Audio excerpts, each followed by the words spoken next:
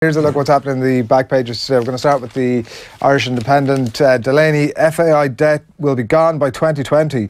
Right, Stan MacDonald here. As we mentioned a little bit earlier on, John Delaney is promising that he'll clear the Aviva Bank debt by 2020. This was something they'd said previously. It looked as if it wasn't necessarily going to happen. The debt at the end of 2017 stood at €38 million, and they're saying that it's improved now to a position of just under €30 million, and that if they wish, they're going to discuss this at the AGM over the weekend. He hasn't given the exact details of how they're going to do it, but they said they would be clear by 2020, and he's saying that if they wish to be, they will, which is quite an incredible amount of money when you think about it, to shift over the course of, I mean, let's say 2 years.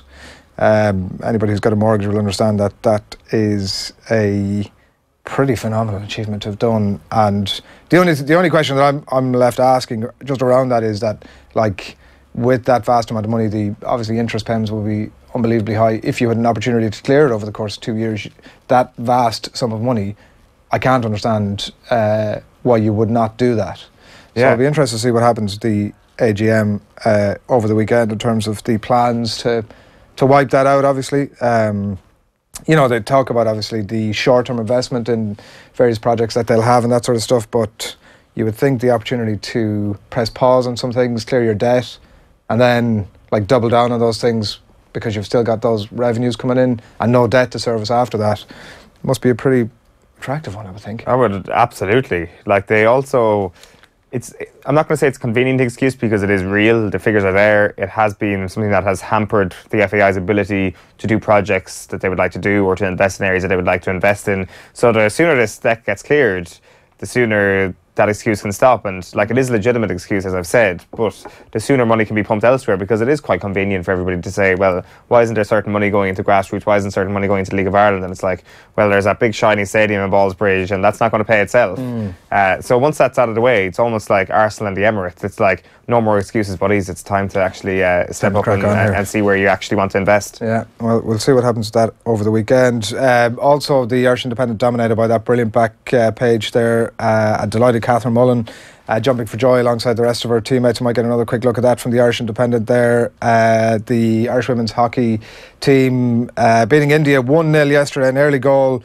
I'm told that it was a wild deflection. I'm told that those sort of things can be at times pretty deliberate in hockey. So fair play to them. 2 wins from 2 and already through to the quarterfinals with a game to spare. So they can, I don't know, take it handy against England on Sunday evening. That's a thing you do or not, I don't know. We'll talk to Nicky about that in a little bit. And also Colm Keys writing about the interest in the Cork Limerick All-Ireland hurling semi-final continues to soar as potential crowd heads for 75,000. Yeah. That's an unbelievable number, isn't it, really, for a game on Sunday? It goes to show when you get two superpowers of fans going toe-to-toe, like it, over the last couple of years, the colour we've seen from the Cork fans, particularly when they won the Munster title last year, and the Limerick fans as well, have been two of the most stunning sights in Gaelic games. So it's great to see them going toe-to-toe in Croke Park. A huge crowd, both brilliant sets of fans. It's going to be some atmosphere inside there on Sunday. It's going to be a fantastic clash as well. We'll look ahead to it later on, but it's just contrasting styles, like the powerhouse of Cork, and then the beautiful blend that Limerick have as well. They're certainly one of the most exciting teams to watch at the moment. I think the Jackie Tyrrell in the Irish Times, which you'll get to in a moment, is tipping Limerick, but everybody who is tipping Limerick is giving the caveat that they're up against Cork, and, you know, Limerick have been in this position before against Clare, for example, 2013, I think. So yeah, of course, 2013. So it's going to be another tricky one for them in terms of actually stepping up to the Croke Park occasion. Yeah, okay. The hockey also dominates the front page of the Irish Examiner this morning. Green shoots. Reflections here on that win, and pretty emotional and delighted Irish team yesterday in London. Irish women make World Cup history there.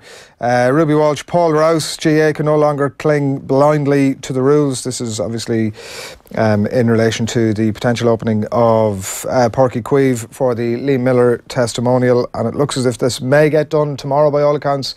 It does beg the question as to if and seemingly when it gets done tomorrow. It does make a bit of a lie out of the initial GA statement that they'd consulted their lawyers and this just couldn't be done, and that was it, and a full stop. So I think everybody just hopes that sense prevails and it does get opened up tomorrow. So I'm sure we'll see more of that. Brendan Cummins as well, writing that he's concerns about Cork's Anthony Nash, he's going mad at everybody. Yeah, I have the line written down here on the exact Anthony Nash line. He concedes a goal and he's hopping around inside the goals, going mad at everybody. He's banging the hurley off the ground. I just think that can ripple up the pitch is what he says. So Anthony Nash's excitement and lack of composure, I think is what he's trying to say, can often ripple through the team. And he compares it to Owen Murphy, who's like, he concedes a goal and he's like, nah, time to get ready for the next book out. Anthony Nash has never struck me as a player with a lack of composure, I have to say. And there's also a positive benefit to that going mad stuff. Like that's this nonsense shouldn't happen. And that's the Cork way, isn't it? That's their identity, isn't it? Going mad at things. Is that it? Like going ape shit. Cork go ape shit better than everybody else. I've noticed, by the way, we don't have a Kerry jersey up here, do we? It's an old one. It's a noticeably old one. It's not the classy Paul Galvin jersey, so we'll need to sort that out very soon. Sorted. And a Westmeath jersey up there somewhere too. The Irish Times this morning is the away day crucial as Dundalk draw blank. This is following Dundalk's Europa League 0-0 draw with Larnaca last night. Came very close to opening scoring early on, but 0-0 it wrapped up. Also Emmett Malone on FAI versus PFAI. Players Union saying that the FAI is trying to cripple it. And the FAI will clear the stadium debt by 2020, writes Emmett on the other side of the newspaper there. The Times Ireland edition, Jared Payne, the new Ulster defence coach, saying that he's still unable to exercise intensely. This is obviously following his retirement. The head knock that forced that as well. Kieran O'Hallig writes there. I don't see that story anywhere else either. Dundalk held and Delaney FAI will be debt-free by 2020, writes Gary Doyle. That's the Times Ireland edition. I think the next paper we have is the Irish News. You can see there Gallagher's year could be over. It's a big blow. Yeah. That is a big blow. I haven't actually seen that written anywhere else. Owen Baugh Gallagher seems that he's out. He's done. One of the bright young prospects of that Donegal team, obviously. So that's the Irish News this morning. And finally, for me, for the minute, is the Racing Post this morning. Geraint Thomas looks strong with time running out for rivals. One of the good things about the Tour de France, Owen, and I mean, there are a lot of great things, amazing things, phenomenal, tremendous things, as our good friend Donald Trump might say, is the quality photographs that you tend to get from it. They're generally pretty exceptional. Sensational. There's some excellent ones, including, I think, one of the newspapers you have, The Guardian, upcoming. I mean, it's probably a great sport for a stills photographer. It's an awful sport for spectators. Well, you say that. I do. But it's not true. No, you say that and it's not true. It's absolutely true. Having slummed it as a spectator, and I know that your only experience was involved helicopters and sort of cars driven by Stephen Where did you watch it? When it came here in 98? No, South of France, about 3 or 4 years ago. And what section of the stage was that? Was it on the flat? It was at the top of a fairly, not a massive incline, but it was at the top. You need to be on an incline, on a hill essentially of some sort, because an upward hill, because otherwise you're, whatever waste of time it is, it's a total waste of time otherwise. Yeah, you'd be pretty stupid to stand on the flat. It's difficult to pick out riders. It's like it's gone in a flash. It's, you know.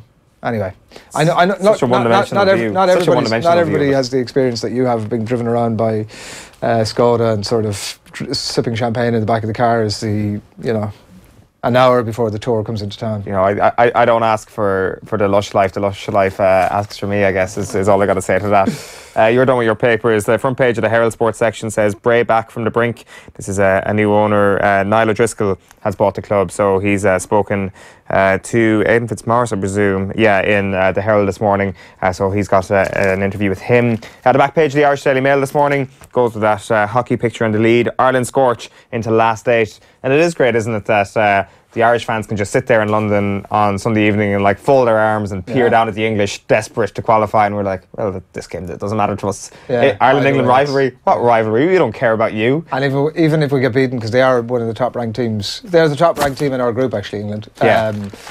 If we get beaten, it's like, well, it doesn't really matter. We weren't trying anyway. It's well done, minnows. Congratulations. We're preparing ourselves for the quarterfinals here. Exactly. See you in the quarters, England. Crisis meetings will finally end Miller impasse, and Delaney quizzed on debt pledge are the other two headlines in the back of the Irish Daily Mail. The back page at the start end this morning is €90 million to nab Harry. Jose must break record for Maguire. Somehow I do think that Virgil van Dijk's record as the most expensive defender in history could get broken this summer. Harry Maguire to Manchester United, if it's going to happen, looks like it will break that record. You've also got the hockey, Dundalk, and the PFAI story on the back of the Irish Daily Star this morning. The Mirror then this morning goes with Manchester United as well. Moneybags Klopp must win the title. So Jose Mourinho has got the mind games kicking off pretty early here, saying that the heat is now on the Cup boss after a £175 million summer spree. You do forget, because of the World Cup, how much Liverpool have spent this summer. Also for Arsenal fans, exciting times. Smith Rowe, 18 tomorrow, debut goal better than winning the World Cup. I'm not sure who said that, because that's absolutely false, but it was a fantastic goal from Emile Smith Rowe. He is a name to remember. It was 1-1 draw with Atletico Madrid yesterday. What happened? So what happened for the goal? Yeah. A beautiful kind of cut on the right hand side, and it was one of those darting shots into the top corner where the ball just doesn't move. It's like, how can anything move in a straight line to that extent? It's like somebody who can draw a perfect circle. It's like, how is that so perfect without the help of... God, Arsene Wenger's only gone on already. This Unai, that is the Unai Emery bounce, as they call it. But they did lose on penalties to Atletico Madrid, so it wasn't a great day. The back of the Sun is Cop Top or Klopp's a flop. Jurgen's £176 million spree, must-land title. That's those Jose Mourinho quotes again. Something that we haven't seen so far. My Dubs fear. Colin Moran is backing Dublin for Sam despite a worry up front. The Sun sport columnist writes, I do wonder if they're going to really miss Diarmuid Connolly and Bernard Brogan. It's a conversation we've been having, but I think they've just altered their game plan to allow those losses to not be felt too keenly. The front page of the Daily Telegraph sports section then is stabbed in the back. Michael Vaughan warns that Rashid's England call-up is an attack on county cricket. What's the deeper point of that story, on? Well, the deeper point of this story is that Rashid has got called up, and it's an affront to England county cricket. No, but like, what's behind it all? County cricket has received the blow after Rashid's call up to England. The back page of the Guardian this morning is that picture you mentioned, actually, with the cycling. I won't be riding so close to the barriers. Tour de France leader Geraint Thomas has spoken of a shock after a spectator grabbed him and nearly caused a crash in the latest security scare in this year's race. You do feel it's going to take something crazy like that to happen if Geraint Thomas isn't going to ride into Paris in yellow. And the main story here in the back of the Guardian, football sexual abuse scandal, no evidence of institutional cover-up, inquiry set to tell the FA. So this is the inquiry that Clive Sheldon has been leading, launched in December 2016, and it says that there's going to be no paedophile ring, so to speak, within the FA, which is an interesting development, because you always have that sort of suspicion, especially when you look at the numbers involved. And it's Daniel Taylor's piece, obviously. He's done extensive, excellent work on it over the years. And it's just, like, I'm sure these figures have been out there before, Adrian, but it's just worth reminding people that 300 suspects have been named and 849 alleged victims have come forward. 849 have come forward, so you don't know how many there really are out there. So he's obviously been investigating it for 19 months. The timeline is from 1970 to 2005, so it's not just a thing from the middle of the 20th century here. This is quite recent. The full report is going to be delivered to the FA in September. Taylor's already seen some of that, obviously, and Clive Sheldon, as I said, they've interviewed 35 survivors and another 70 people involved in the sport between in that 35-year window. So yeah, it's an interesting development. There's no involvement from, or no grim sort of top-tier level involvements in this football scandal. Yeah, staggering numbers, and we await that report, and we'll have a read of that as it comes out. Thanks, Owen.